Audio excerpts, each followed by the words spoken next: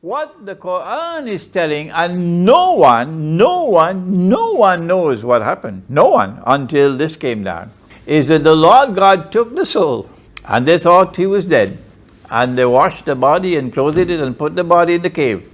And then something happened that no one knew of. The Lord God returned the soul and then raised him. And so he's coming back. And when he comes back, well, we have news for you. Oh Jesus, I'm going to take your soul and I'm going to raise you. And I'm going to cleanse you of all that they have thrown about you. All these accusations that his mother committed sin and he's a child of sin and all these things. Yeah. Cleanse you of all of this rubbish, these acts of blasphemy. And I'm going to cause those who follow you, and I'm going to cause those who follow you. Imran does not follow Jesus. Imran follows Muhammad.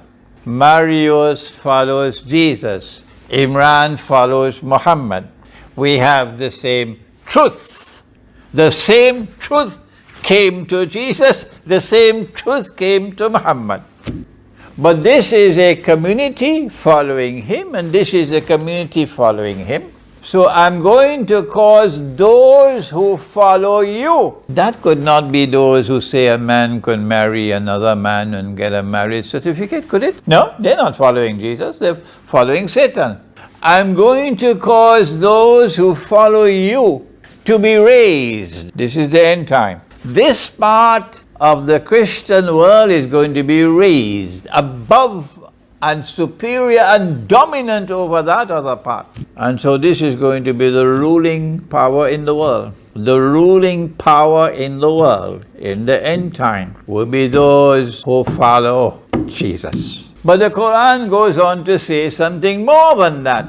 And this is news for the Christian world. Our Christian brothers and sisters are probably going to hear this from the Quran. They never knew that this is in the Quran. Not only will you be raised to a dominant position in the world, but that position of dominance will be preserved until the end of the world. And so the role to be played by the followers of Prophet Muhammad, Allah's blessings be upon him, in the end time, is a role of supporting you and assisting you.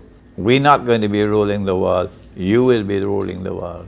That is the Quran. And you're hearing it for the first time. And they're also hearing it for the first time in the Muslim world, because they've not been able to study the Quran with proper methodology.